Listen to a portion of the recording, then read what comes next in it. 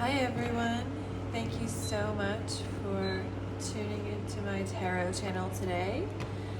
My name is Paulina and I wanted to share a quick reading with you today. If you are interested in donating to my Patreon, there's a link below and you can donate $5 a month to receive additional content. The cards that I chose today were from Golden Girls Tarot, the Gypsy Witch, Cartas de la Adivinación, and the Hermetic Tarot. So, the first card I caught was the dog. El perro si se encuentra cerca representa amistades sinceras a la distancia y rodeado de nubes. Cuidado con enemigos insospechados. Anyway, so it's in Spanish, which I didn't realize when I bought it, but I know some Spanish, and it's helping me refresh my mind. So it also is the number 9 and 4 here. 11, 12, 13, that would be 4 added up anyway if you did the numerology there.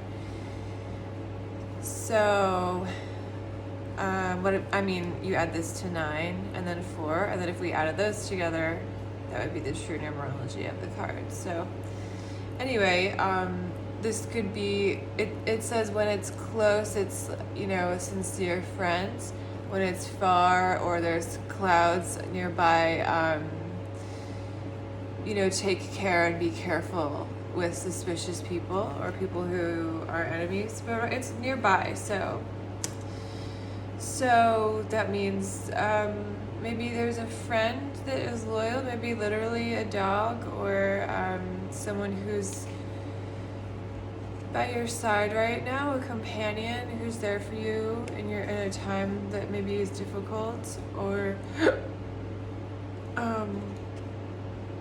with the number 9 and 4, that's about foundation and also interiority. So anyway, those could be aspects of this friendship, helping you see within, giving you foundation, stability to have your feelings in a safe place. And we got the Queen of Hearts. Amor es un signo de que alguien lo mira con mucho amor y adoranza. So this is someone who loves you and admires you and sees you in a positive light. Ooh. We also, and that was the number 42, which would be the number 6. And the 6 relates to Venus, which is about love and harmony. So then, number 26, El parque predice un nuevo amor cuando está muy cerca, si está lejos, falsos amigos. So it's nearby, so this predicts a new love, and it's the numbers 8 and 9, because we would add up the 26 for 8 and then 9. So there could be something about like rebirth and then expansion through interiority that is happening with maybe the places you're going. Maybe you're outside in a park or an outdoor place. I also got the sun. So the sun is about joy and abundance, happiness, and also it can be a masculine influence. Maybe you're spending time with males or thinking of your father. We have the Eight of Pentacles, which is Lord of Prudence in this deck, and the Four of Pentacles reversed, which is the Lord of Earthly Power. So I'm going to read what they say. And the Four of Pentacles reversed in the Hermetic Tarot says, obstacles, lack of enterprise or originality, prejudice, and setbacks. And then we also got the Eight of Pentacles, which says Lord of Prudence.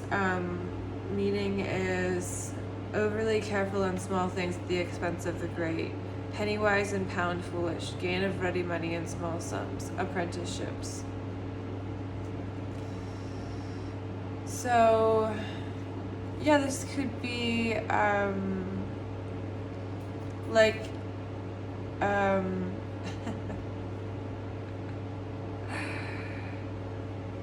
anyway, there may be like some stuff about like you may have to like work for less than you would want to, and you might be worried about smaller you may be like obsessing over how much toilet paper costs when the reality is you have to pay for all your bigger expenses. But that can also be like a metaphor for like stinginess, like hoarders. If you've ever watched that show, it makes you feel so good about yourself. Anyway, just the letting go of being able to not just like hold on so tightly and hold on to your money for the things that and use it for the things you need it for.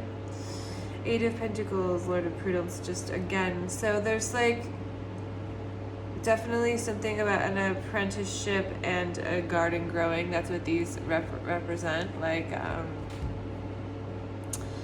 and the 8, which we got somewhere else in this card deck, is, the 8 is the infinity and the 8th house.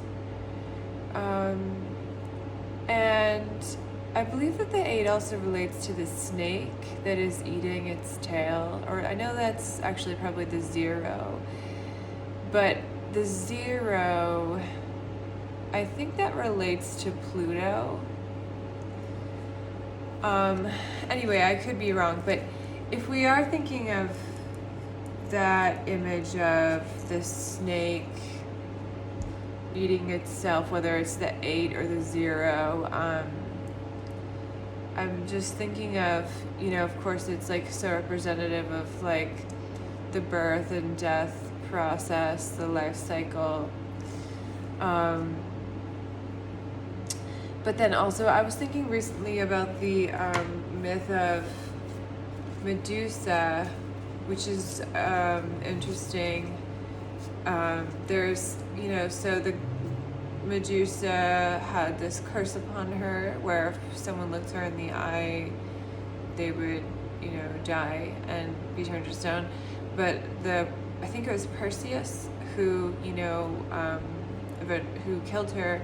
He comes toward her with his sword and he sees his own reflection in the sword, and is able to, or he sees her reflection through the sword, I guess. So he is able to see her without looking right at it.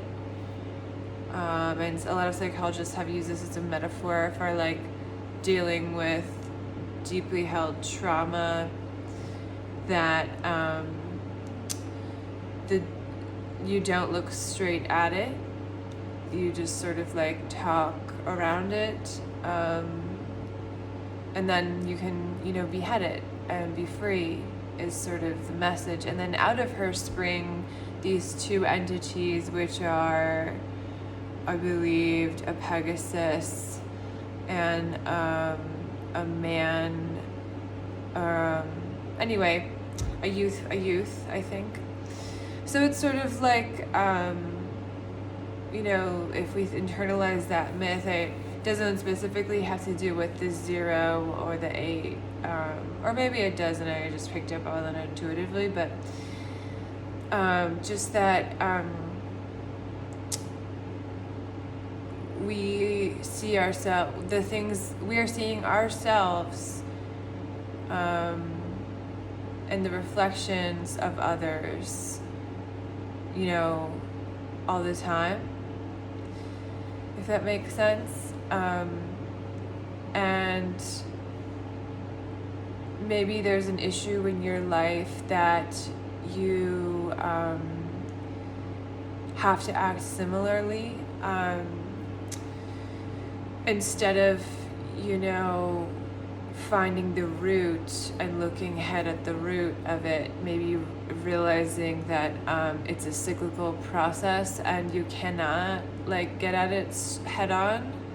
If you try to find the end of a 0 or the end of the 8, where it starts or begins, is a chicken and egg scenario, right?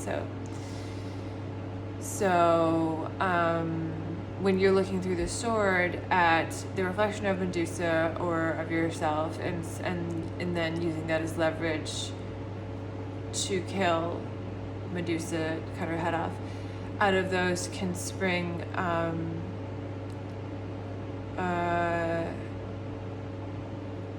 a new identity,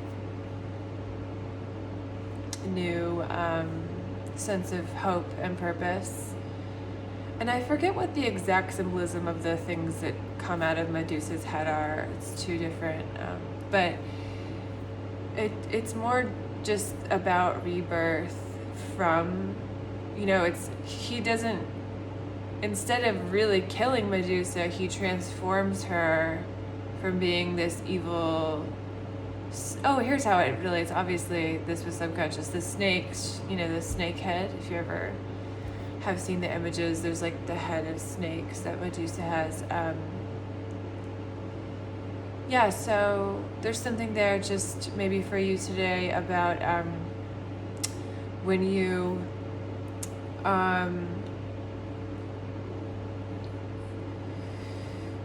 not to be circuitous and just dance around the problem or put your head in the sand, but more, instead of severing, transforming, if that makes sense.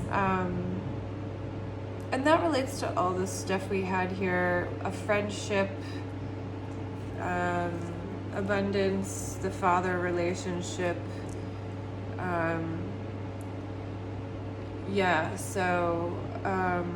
With the father I guess the son, I was relating that to, the son represents the father, or a famous person, or a person of, importance in ancient mythology. But if we think of, so you may be fearing the authority of the universe in some way, as another aspect that I'm asking you to transform instead of cutting off your fear. Maybe making art out of it could be something. Oh, I was gonna say about Freud that I was reading about zoophobia in children, and Freud said that that it has to do with fear of the father and fear of castration, and also, fear of retributional or vindictive or abusive fatherly presence, and that people who have that sort of schema in childhood will grow up seeing that in animals, and the horse and the wolf that he uses examples can represent the father in them in mythology. Anyway, this is just a side note that the sort of elements of the self that are entangled in the world around you, because if we think of the universe, it's actually we're trapped in our own heads. We're only able to see from our own perspective, if you're with me. And that's if you think about that for a second, you might freak out, because but then we also have collective unconscious, but when you're trapped in your own head, there's something about like that if you were to harm another person, really you're harming yourself, if you get me. So it's like with Medusa, like he did cut off her head, but something else was born out of it. It wasn't like the Medusa essence died, it just turned into two new entities. So anyway, and the sword, I think there's a special name for the sword, I'll put it below, and it's sort of like related to like being about the sword of truth. But all this stuff, like you may have like a schema or like a view of the world where you're afraid of being punished, so you're like holding on super tight to what you have. And I really recommend that you just like not even try to do anything about it, but just like be aware of that stuff. So yeah, thank you so much. I hope you have a great day, and